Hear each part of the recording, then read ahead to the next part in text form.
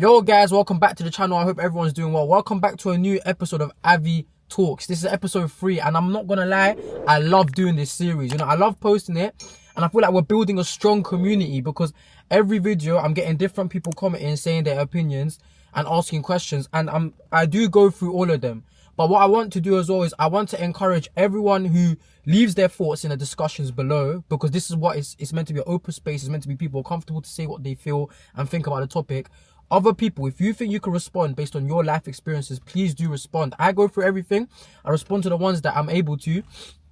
But please, guys, also offer help, innit? We're a community. We all help each other. Everyone eats. But anyways, guys, this is episode 3. And in this one, I'm going to drop you lot some real game, innit? Real game. This one right here is how to deal with insecurities. Your insecurities, any insecurities, I don't know. I mean, of course, it's going to be your insecurities, like, as in the person watching, because you don't have to deal with someone else's insecurities. Anyways, so just the topic at hand, and I'll talk about some insecurities that I had when I was growing up.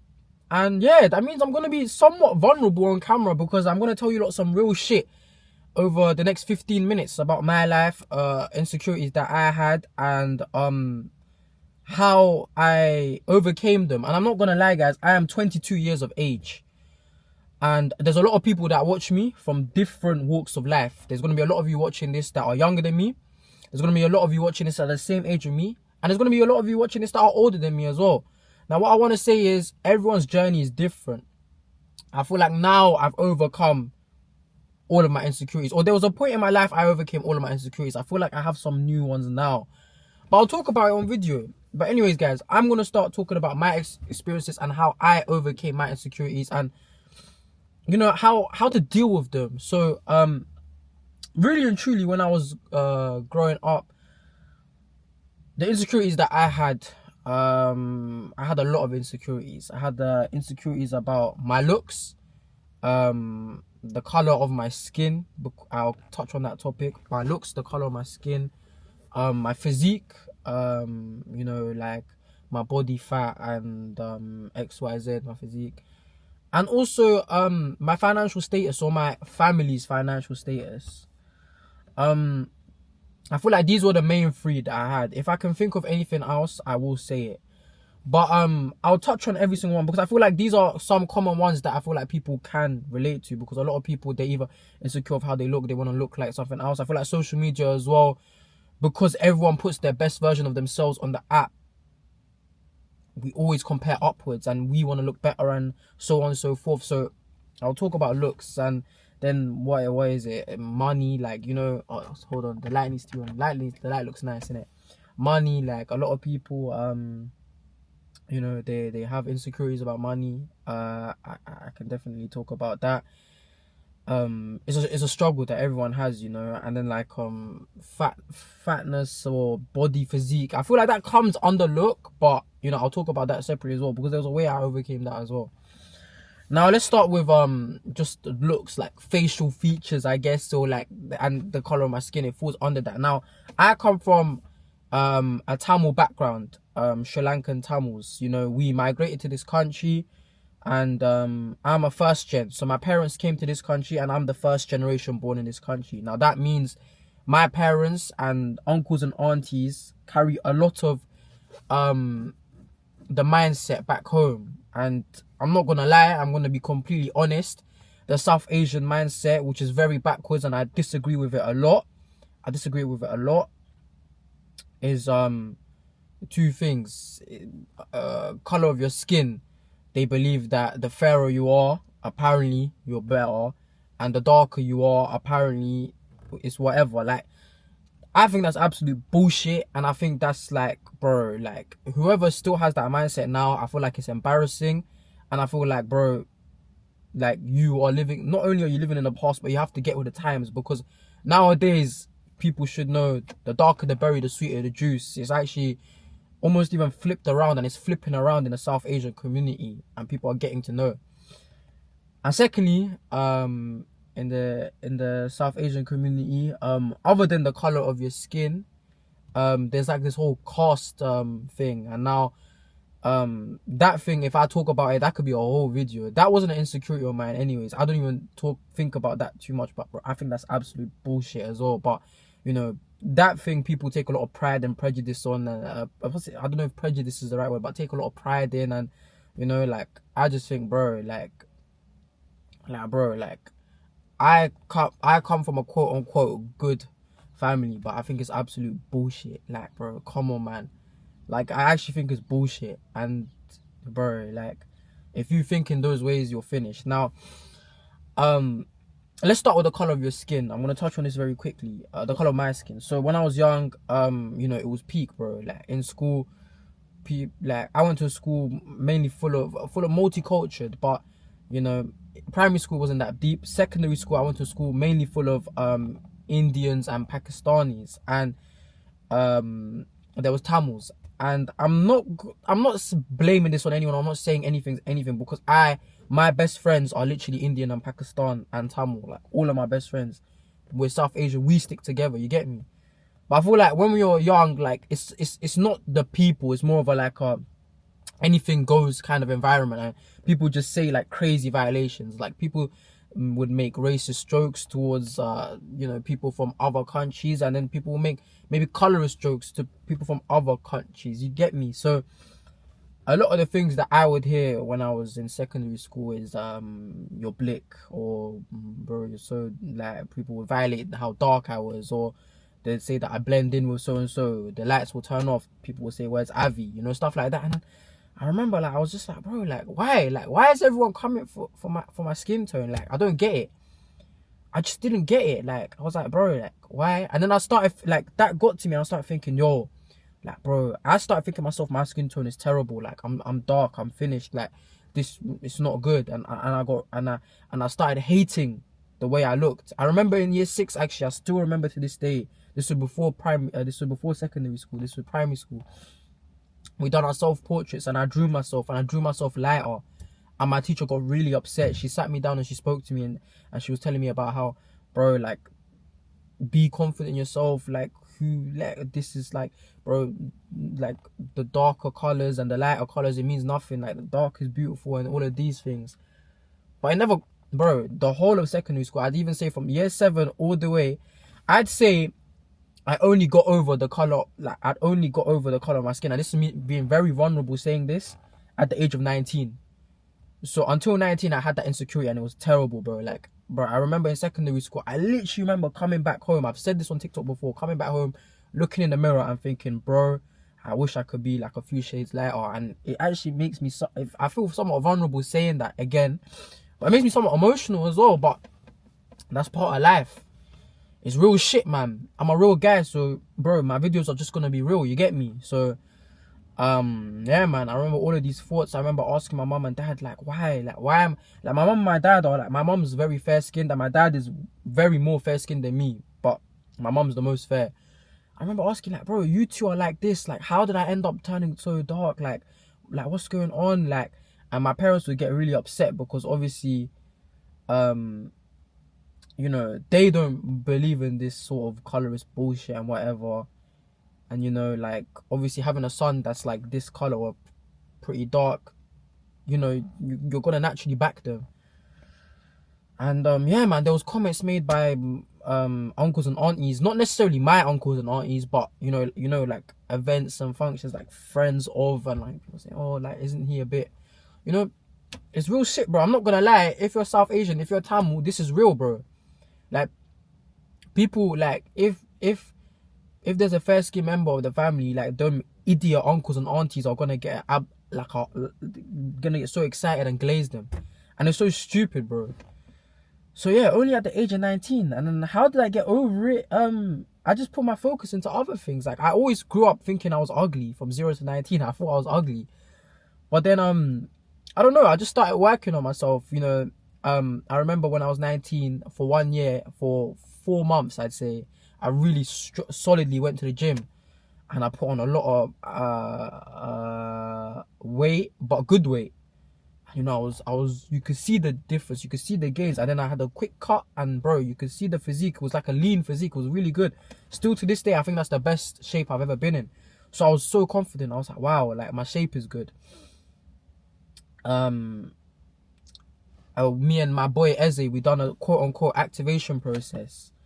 The activation process was me getting my grills and then getting a better dress sense of dress, dress sense, patterning my style, patterning my trim. Like we done an activation process, which is basically a glow up process over the summer. I still remember the transition between first year uni to second year's uni. So in that summer, innit? So I done the activation process and I felt mad confident when I came back. I had grills before it was a trend. So I had them 2 silver caps. I came back, I had a bit of swagger. I've always had that swagger though, innit? Because I was always being like a bit of a class clown. But I came back, I was mad confident. So then because I was confident, I feel like it projected onto others. Because I remember one of my boys even said to me, when you came back in second year, it felt like, yeah, like you were mad confident. And you just start noticing it as well, the way people treat you differently, the way people take you in, the attention, whatever. So you notice that as well, and it's like, wow, like I don't get it. Like it's mad, isn't it? Sorry, there's a family just getting in the car next to me right now. But I feel like this video is actually gonna be longer than 15 minutes as well, and I don't mind because I'm just saying real shit. And yeah, man, what else did I do? So it was the activation process. When I came back, I just felt secure in my skin and secure in my body. And then I was just like, yo, like I wouldn't change my, like now where I am with the wisdom that I have and the age that I'm at, I wouldn't change my skin color for anything, bro. For anything. This is my favorite feature on my body. This is my favorite feature that I have. I wouldn't change it for anything. I wouldn't do anything. Like this is me. This is what I love. This is who I am. So yeah, like I literally remember like that was the look or the thing. Like I feel like if you put effort into things that can be changed, like for example like your look, your dress sense, your style, maybe even like your quote unquote charisma, but I feel like that's something that you're not necessarily born with, but like something that you have. If you just put effort in things that you can change about your appearance, because appearance can be changed, don't get me wrong. People have even seen my glow up videos. They have like hundreds of thousands of views on the internet. And I'm not saying like I'm like some model or anything. I'm not saying I'm the longest guy in the world, but check my CV, innit? I've modeled for brands. I've modeled for big brands. You can go back to some of my oldest posts. You could check the comments and you can see, bro, everyone loves it. So yeah, man, like literally that helped me get over like the thing. And I feel like, bro, like obviously just seeing the way people treat you differently and stuff like that, it definitely helped. The physique thing, that's what physique falls under as well. Like I was never comfortable with my physique. Like I was always like skinny fat as a South Asian male. And like in the changing rooms and that, when I took off my top, I would get really shy. Like I'd get mad shy, mad annoyed. I would like suck my tummy in. Like I wouldn't like show my body to anyone. Like when I wear t-shirts, I feel like I still have gyno to this day, but like it's reduced a lot. But I feel like I had gyno. Like bro, I wouldn't wear t-shirts. I'd wear sweaters and stuff like that. Like bro, like that was me, innit? I was really insecure throughout my whole life about my body. And then you get 1-2 comments as well. Like people, obviously school's ruthless. People calling you fat or people laughing at your physique against you. And all now, still, I haven't patterned my physique fully, ever. The best shape I've ever been in my life was when I was 19. I'm 22 now. But what made me feel better is obviously diverting my attention to stuff that requires it, which is, for example, the gym. I banged gym, I ate clean. You know, stuff like that, it helps. And you can see the results in real time and you get happier and get more secure in your body. Now, the final thing was money. Like, and I'll touch on this because money, it was never like a huge thing. Actually, it was. I'm not gonna lie. Money, we didn't have much money growing up.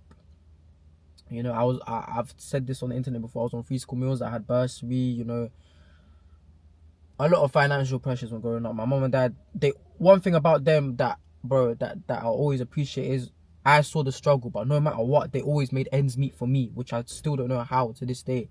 Like my mom and my dad are like heroes. They're angels to me. They always made ends meet. They always made things work for me. They always got me like things, you know. But money was always an issue. Like I remember I had the Xbox 360 and everyone had the PlayStation 4. It took me a while to get the PlayStation 4, for example. I remember even like transport to school. Like something that really affected me was that I used to catch the bus and train to get to school. And like that's part of like character building, obviously, but not really when you're traveling an hour to get to school. But one thing that really used to affect me was I used to see kids like getting dropped off to school, and I was like, oh, I just wish I could get dropped off. Obviously, we had a car until about like year 7, year 8. Then my dad stopped driving it. Little things like that, man. Like people would get Ubers in abundance, Uber Eats. But that was like a rare experience for me, takeaway. Non-school uniform day. People had the flashiest clothes. They had designer garments. My clothes were from the Sunday market, bro. You know? And like, that was a big insecurity of mine because I didn't have money and I went to a grammar school, and it's like, even though like it's not a selective school, a lot of the people that get in there are affluent. I'm not gonna lie. And it's like, especially when those are the people around you, it's hard to compete with them. It's hard. And like that used to affect me, like us not having maybe the most money growing up. And the way I overcame that is, bro, I just realized, listen, this is your mum and dad's money. Like, it doesn't mean anything. Like, there's way, like, we didn't choose what family we're born into. And I wouldn't change what family I'm born into. I love my mum and dad so much. So much. And it's like, their love is worth more than any penny on this planet. You get me? Any penny, bro. I'll be so real. So I feel like I got that realization when I was younger. Like, bro, fuck all of this money stuff, bro. Like, this is real shit, bro. Like, it's your mum and dad. Like, bro, like, my mum and dad, like, just because your mum and dad have money or your mum and dad don't have money, it don't affect you or your family. You get me? It's really and truly, it's about your heart, like, what you have. And I feel like, bro, you have to come up somewhat, like, not in the best scenarios, because that's what teaches you the value of money. The reason why I know the value of money, how hard everything is because I worked for every single penny. I didn't get nothing gifted to me. I worked for every single penny. And that being said, my parents, they still gave me so much. You get me? At what they can do. But you work, bro. I done so many shifts. I done terrible shifts, bro. Agency work at Wimbledon. That was character building. You had to work for money. Bro, that makes you appreciate every single penny. And now that I do social media and the money is somewhat alright, clothing brand, whatever, and it's coming in well, it makes you appreciate everything. It makes you save stuff. It makes you give back to the people that deserve it. So, for example, my mum and my dad. And that's just how it goes. Like, I feel like that insecurity, you have it, but it just goes just like that when you realize that, bro, there's actually bigger things to life than money. That's all this thing. When you can have all the money in the world when you're 80 years old, but what can you do with it? You're only 20 once. You get me? A lot of 80-year-olds right now, like a billionaire who's probably 80 right now, would wish he can go back and be 20 again and just live like one day. Life is about experiences. Everyone's always like, money. I want to chase money. I want to get money. I want to get bread. If you don't do this, you're broke. If you don't do this, like, bro, life is, this is what I'm trying to get the point to. And I hope that even if I can get across to one person through this video, then I've done my mission. One realization that I had is, life is about experiences.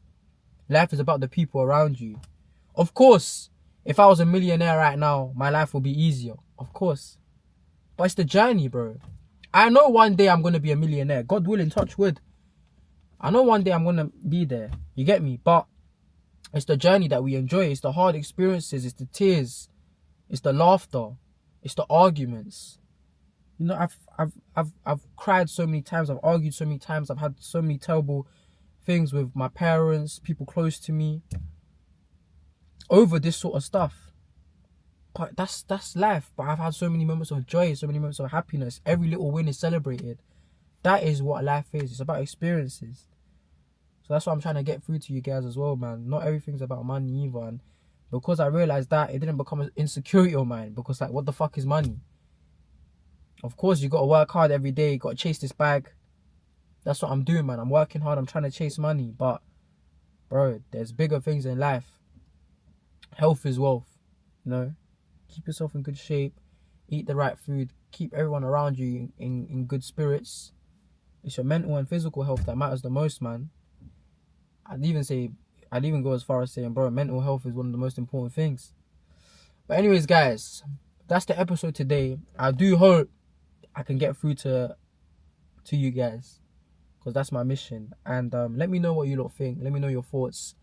Let me know your discussion. I do check through comments. Let me know any insecurities you have. Let me know if you can relate to me. Any experiences. Literally, man, don't be shy to comment. That's one thing that I'd say. Do not be shy to comment. I want to read your comments. One thing that I'd encourage is, don't just be a viewer that watches the whole thing and likes. Like, please engage. Please comment. Because I wanna help. Give me new topics. I want to speak about new topics. You get me? This is a safe space. This is a community. We're building a community. So guys, listen. Like, comment, subscribe, all of that. And I'll catch you in the next one, man. I appreciate every single one of you from the bottom of my heart. You lot are the reason that I post every single day, man. So literally, love.